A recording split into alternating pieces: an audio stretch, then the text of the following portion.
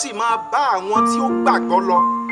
Ní orúkọ mi ni wọ́n máa lé àwọn ẹ̀mí èṣù jáde, wọ́n sì máa fi èdè títún sọ̀rọ̀.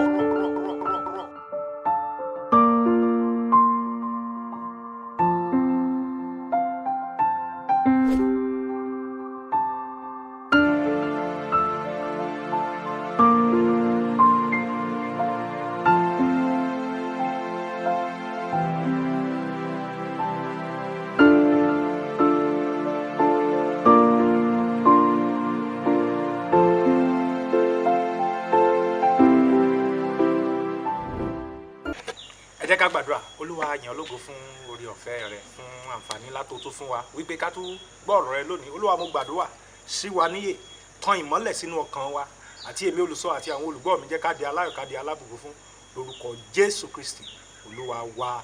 Àmín. Mo mọ̀ tún kí yín káàbọ̀ sí orí ètò ẹ̀kọ́ Bíbélì ńlẹ̀ tó tá a gbé kalẹ̀ láti ṣe kíni, láti ṣàlàyé ọ̀rọ̀ Ọlọ́run, láti yànnàná Bíbélì ní ọ̀nà tí gbogbo wa tí a ó fi ní òye ọ̀rọ̀ Ọlọ́run. A bẹ̀rẹ̀ ẹ̀kọ́ kan ní ọ̀sẹ̀ tó kọjá, náà ni mo pe àkórí ẹ̀kọ́ yẹn náà ní ṣíṣe àlàyé ìfèdèfọ̀.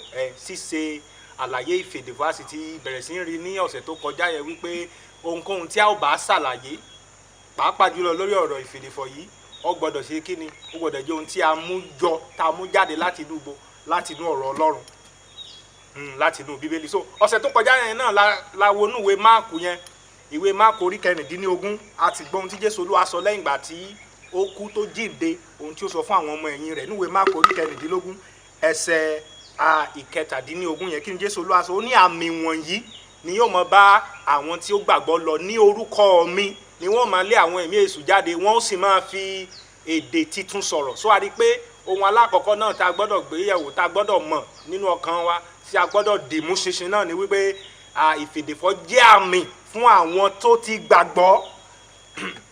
Ó jẹ́ àmì fún àwọn wo? Àwọn tó ti gbàgbọ́ ni. So ìbéèrè tó yẹ ká tún wá béèrè náà ni wípé gbàgbọ́ nú kí ni gan? Torí ìgbàgbọ́ kì í ṣe ohun tó kì í ṣe àwa Kristẹni nìkan ṣoṣo kọ́ ni ìgbàgbọ́ wà fún. Ìgbàgbọ́ túmọ̀ sí pé mo gbọ́ nǹkan, mo sì gba nǹkan yẹn gbọ́. Ṣùgbọ́n ìgbàgbọ́ tí Jésù Olúwa ń sọ àwọn tó gbàgbọ́, ó ní àmì wọn yóò máa bá àwọn tí ó gbàgbọ́ lọ. Àwọn tó gbàgbọ́ nú kí ni? Ẹja wo ẹsẹ̀ kẹẹ̀ẹ́dógún yẹn, ẹsẹ̀ 15 yẹn, ẹja wo ohun tí Jésù Olúwa sọ. Ó ní ó sì wí fún wọn pé ẹ lọ sí gbogbo ayé kí ẹ sì máa wàásù ìhìn rere fún gbogbo ẹ̀dá. Ẹni tí ó bá gbàgbọ́ tí a sì baptisi rẹ̀ yóò là, ṣùgbọ́n ẹni tí kò bá gbàgbọ́ yóò jẹ̀bi àmì wọ̀nyí. Ẹ ti rí báyìí. So ohun tí Jésù Olúwa sọ pé àwọn tí ó gbàgbọ́ yẹn, tó gbàgbọ́ nù kí ni? ìyìnrere Jésù Olúwa ni. Kí sì ni ìyìnrere yẹn? Pé mo gbàgbọ́ nù Jésù Kristi, mo gbàgbọ́ wípé ó ní ọmọ Ọlọ́run, mo gbàgbọ́ pé ó kó jíǹde nítorí ẹ̀ṣẹ̀ mi. Ẹ̀gbọ́n tí Paul Apostoli sọ níwèé Kọ́ríńtì kìíní orí 15 yẹn, ẹ bá bẹ̀rẹ̀ sí ká láti ẹsẹ̀ ìkíní, Paul Apostoli ó ní èmi fi ìrere náà di mímọ̀ fún yín, eléyìí tí èmi gbà. Paul Apostoli sọ wípé gẹ́gẹ́ bí Kristi ti kú, ní ẹsẹ̀ 4 yẹn, ó ní gẹ́gẹ́ bí Kristi ti kú fún ẹ̀ṣẹ̀ wa, gẹ́gẹ́ bí ìwé mímọ́ ti wí, àti pé àsìkò rẹ̀, àti pé ó jíǹde ní ìjọ́ kẹta, gẹ́gẹ́ bí ìwé mímọ́ ti wí. So òun ló wá ṣe sọ ní ìwé Róòmù orí 10 ẹsẹ̀ 9 yẹn, ó ní pé bí ìwọ bá fi ẹnu rẹ jẹ́wọ́ Jésù Kristi ní Olúwa, tí ó sì gbàgbọ́ nínú ọkàn rẹ wípé Ọlọ́run jí Jésù yẹn dìde kúrò nínú òkú, kí ni Paul Apostoli sọ? Ó ní á gbà ọ́ là. So ohun tí ìrere jẹ́ nìyẹn, ikú, ìsìnkú àti àjíǹde Jésù Kristi. So ìwọ ńgbọ̀gbà tó bá ṣe kí ni, tó ti gbàgbọ́ nínú ọkàn rẹ wípé Jésù yẹn olùgbàlà mi ní tòótọ́, mo gbàgbọ́ wípé èmi ò lè rán ara mi lọ́wọ́, mo sì gbàgbọ́ wípé Jésù yẹn ọmọ Ọlọ́run ni, ó kú nítorí tèmi, ó sì jíǹde ní ìjọ́ kẹta, ó ti dọmọ Ọlọ́run nìyẹn. So ìwọ ni Jésù Olúwa máa ń bá sọ̀rọ̀ ń bí yìí. Ó ní àwọn tí ó gbàgbọ́ ní àmì wọn yẹn, ní àmì. Ẹ jẹ́ mọ̀ wípé kì í ṣe àmì ẹyọ kan ṣoṣo ní Jésù Olúwa dárúkọ rẹ̀ bí yìí o. Ohun tó kọ́kọ́ sọ ni pé wọ́n mọ̀ ṣe kíni? Ní orúkọ mi wọ́n mọ̀ lé àwọn ẹ̀mí èṣù jáde, wọ́n mọ̀ fi èdè títún sọ̀rọ̀. Ẹ rí ọ̀pọ̀lọpọ̀ àmì náà ló tún wà bẹ́ẹ̀, ṣùgbọ́n mi ò fẹ́ ká dé gbogbo àwọn apá abẹ̀yẹn lénìí. Mo fẹ́ ká dúró lórí eléyìí tó ní ṣe pẹ̀lú ìfèdèfọ̀ lónìí. Nígbò bá di ọjọ́ iwájú ọ̀tún wọn ṣàlàyé lórí àwọn àmì ìyókù yẹn. So ìwọ tó ti gbàgbọ́ nínú Jésù Kristi, tó ti gbàgbọ́ nínú ìyìnrere yẹn, ìwọ náà o ní ẹ̀tọ́ láti ṣe kíni? Láti fi èdè fọ̀ lónìí. O ní ẹ̀tọ́ láti fi èdè fọ̀. Ẹ já sí Bíbélì, ìwé Ìṣe àwọn Àpọ́stélì orí 2. Ìwé Ìṣe àwọn Àpọ́stélì orí 2. Tá bá bẹ̀ sí ń ka, ọ̀pọ̀lọpọ̀ wa náà la mọ ìtàn yẹn. Ohun tó ṣẹlẹ̀ ní ọjọ́ Pentecost ni. ẹsẹ̀ ìkíní ó ní nígbà tí ọjọ́ Pentikọ́sì sì dé, gbogbo wọn fi ọkàn kan wà níbì kan. Lójijì ìró sì ti ọ̀run wá gẹ́gẹ́ bí ìró ẹ̀fúùfù líle, ó sì kún gbogbo ilé níbi tí wọ́n gbé jókòó. Ẹ̀la ahọ́n bíi tiná sì yọ sí wọn, ó pín ara rẹ̀, ó sì bà lé olúkúlùkù wọn. ẹ wá wo ẹsẹ̀ kẹrin yẹn, ó ní gbogbo wọn sì kún fún ẹ̀mí mímọ́, wọ́n sì bẹ̀rẹ̀ sí fi èdè mìíràn sọ̀rọ̀ gẹ́gẹ́ bí ẹ̀mí ti fún wọn ní ohùn. So àwọn wo ni ó sọ pé wọ́n kún fún ẹ̀mí mímọ́, ìtàn sì ń fi èdè mìíràn sọ̀rọ̀ yìí? Gbogbo àwọn ọmọlẹ́yìn Jésù Kristi, àwọn onígbàgbọ́ tó wà nínú ilé yẹn níjọ́ náà lọ́hùn, níbẹ̀ sọ pé kí ni gbogbo wọn, jẹ́ tún ka iṣẹ́ yẹn lẹ́ẹ̀kan sí.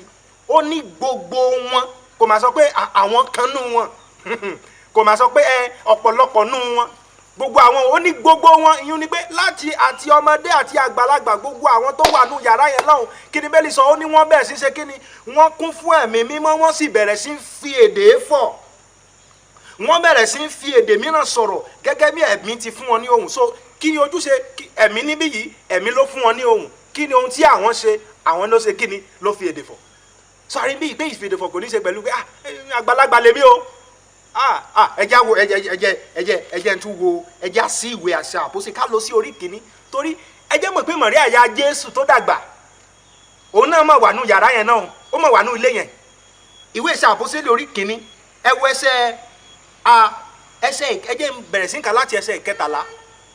Bẹ́ẹ̀ ni nígbà tí wọ́n sì wọlé, wọ́n sì lọ sí yàrá òkè níbi tí Pétérù àti Jákọ́bù àti Jòhánù àti Áńdérù àti Fílípì àti Tọ́másì, Bartolómíù àti Mátíù, Jákọ́bù ọmọ Áfẹ́ù àti Símónì Sélótè àti Júdà arákùnrin Jákọ́bù gbé wà. Ẹsẹ̀ ìkẹrìnlá yẹn wá sọ wípé gbogbo àwọn wọ̀nyí fi ọkàn kan dúró sí àdúrà àti sí ẹ̀bẹ̀ pẹ̀lú àwọn obìnrin àti Màríà ìyá Jésù àti àwọn arákùnrin rẹ̀ pẹ̀lú. So gbogbo àwọn ọmọ lẹ́yìn Jésù, gbogbo àwọn tó jẹ́ pé wọ́n jẹ́ ọmọ ẹ̀yìn Jésù lẹ́yìn ìgbà tó kú tó jíǹde, tí gbogbo wọn jọ péjọpọ̀ sínú ibì kan ṣoṣo ní orí kìíní, gbogbo wọn náà lọ́mọ̀ tún wá sí ibi ilé tí ó wà ní ẹsẹ̀ orí kejì yìí, tí gbogbo wọn ṣe kí ni? Bẹ́ẹ̀ ni gbogbo wọn sì kún fún ẹ̀mí mímọ́. So mo sọ pé àgbàlagbà ọmọ lèmi, èmi ò mọ̀ ráyè gbogbo eléyìí táwọn ọmọ iléèwé wọn ń ṣeun. Àmì wọ̀nyí yóò máa bá àwọn tí ó gbàgbọ́ lọ. So ti gbàgbọ́, so má sọ pé ọmọ kékeré lè ẹ̀tì ẹ̀fà àwọn ọmọdé òun lẹ̀ wọ́n tí mọ̀ nǹkan kan. Sórí ò bá àjọkùnrin, kò jóbìnrin, kò jẹ́ ọmọdé, kò jẹ́ àgbàlagbà, níwọ̀n ìgbà tó ti ṣe kíni, tó ti fi ìgbàgbọ́ rẹ sínú Jésù Kristi, ìwọ náà ní ẹ̀tọ́. So ohun tí mo fẹ́ kó o mọ̀ náà nìyẹn, wípé o ṣe kíni, o ní ẹ̀tọ́ láti fi èdè fọ̀. So má tánù pé ohun táwọn ọmọdé máa ń ṣe ni, èmi ti kọ́, mo ti dàgbà kọjá eléyìí. Ẹ jẹ́ ká kémi sáà ti mọ Ọlọ́run tèmi, kí n jí láàárọ̀ kí n gbàdúrà pé k'Ọlọ́run ṣọ́ mi kó ṣọ́ àwọn ọmọ mi. Ìgbàgbọ́ kọjá eléyìí. Ìgbàgbọ́ ṣe kí ni? Ó kọjá eléyìí. O gbọ́dọ̀ mọ ohun tí Jésù ṣe nítorí rẹ̀. O gbọ́dọ̀ mọ àwọn ẹ̀tọ́ rẹ nítorí pé kí ni? Nítorí pé o wà nínú Kristi. Ẹ já tún sí Bíbélì ká wo ìwé Iṣẹ́ àwọn Àpọ́stélì. Kí ni ìdí tá a fi ń wo ìwé Iṣẹ́ àwọn Àpọ́stélì? Èrèdí ni wípé Iṣẹ́ Àpọ́stélì jẹ́ ìwé tó ṣe àlàyé ìtàn bí ìjọ Ọlọ́run lẹ́yìn ìgbà tí Jésù lọ àjíǹde kúrò ní òkú, bí ìjọ Ọlọ́run ṣe ń ṣe kí ni, wọ́n ṣe ń dàgbà sí nínú ìmọ̀, tí wọ́n ń dàgbà sí gbogbo àwọn ohun tí wọ́n ṣe, ohun tó ṣẹlẹ̀ nínú ìjọ àkọ́kọ́ lọ́hùn. So tá a bá mọ̀ dáadáa, wàá mọ̀ pé bó ṣe yẹ káwa náà ṣe kí ni, bó ṣe yẹ ká ṣe gbé ìgbé ayé wa gẹ́gẹ́ bí onígbàgbọ́ lónìí nìyẹn. Ẹ já wo Iṣẹ́ Àpọ́stélì yẹn orí kẹwàá. Ní orí kẹwàá ni Paul àpọ́stélì, Pétérù àpọ́stélì ló mọ̀ lọ sí ilé Kọ̀nílù ló lọ wàásù ńbẹ̀. Ẹ̀yìn ìgbà tí Pétérù àpọ́stélì wàásù sàn, ìṣẹ̀lẹ̀ kan tún ṣẹlẹ̀ ńbẹ̀. Kí ni ìṣẹ̀lẹ̀ tó ṣẹlẹ̀ yẹn? Ẹ já wo ẹsẹ̀ ìkẹrìnléníogójì yẹn. Bíbélì ní bí Pétérù sì ti ń sọ ọ̀rọ̀ wọ̀nyí lé ẹnu. Ọ̀rọ̀ wo ni Pétérù àpọ́stélì sọ ní ẹnu? Ó ń wàásù ni o. Kí sì ni ohun tó ṣẹlẹ̀? Ẹ̀mí mímọ́ bà lé gbogbo àwọn tí ó gbọ́ ọ̀rọ̀ náà. Ẹnu sì ya àwọn onígbàgbọ́ ti ìkọlà, iye àwọn tí ó bá Pétérù wá, nítorí a tú ẹ̀bùn ẹ̀mí mímọ́ sórí àwọn kèfèrí pẹ̀lú. Kí ni ìdí tí wọ́n ti sọ pé ẹ̀mí mọ́ bà lé wọn? Ẹ wo ẹsẹ̀ tí ó tẹ̀lé yẹn. Ó ní nítorí wọ́n gbọ́, wọ́n ń fọ onírúurú èdè, wọ́n sì ń yin Ọlọ́run lógo. Ẹ̀rí báyìí. So àwọn ẹ jẹ́ mọ̀ pé Kọ̀nílíù òun àti àwọn ará ilé rẹ̀ ni wọ́n gbọ́ ìrere yẹn, wọ́n sì ṣe kíni, wọ́n gbàgbọ́. Bíbélì sọ pé wọ́n bẹ̀rẹ̀ sí ń fi onírúurú èdè sọ̀rọ̀. A rí níbí yìí wípé ọ̀rọ̀ tí Ọlọ́run sọ níbí yìí, ọ̀rọ̀ tá à ń gbéyàwó, ọ̀rọ̀ ìfèrèfọ̀ yìí kò ní ṣe pẹ̀lú ọmọ ìlú ibi tó jẹ́, torí bí yàrí pé Kọ̀nílíù jẹ́ kèfèrí. So kò ní ṣe pẹ̀lú pé Júù lèmi, kèfèrí lèmi, ọmọdé lèmi, àgbàlagbà lèmi, ọkùnrin lèmi tàbí obìnrin. So ẹ̀tọ́ rẹ ni gẹ́gẹ́ bí ẹni tó ṣe kíni ẹni tó ti gbàgbọ́. Nígbà bá di ọ̀sẹ̀ tó ń bọ̀ á tún tẹ̀síwájú lórí ètò yìí ṣíṣe àlàyé ìfèdèfọ̀ lórí ẹ̀kọ́ bíbélì. Bó pe ọ́ ní alábùkún fún.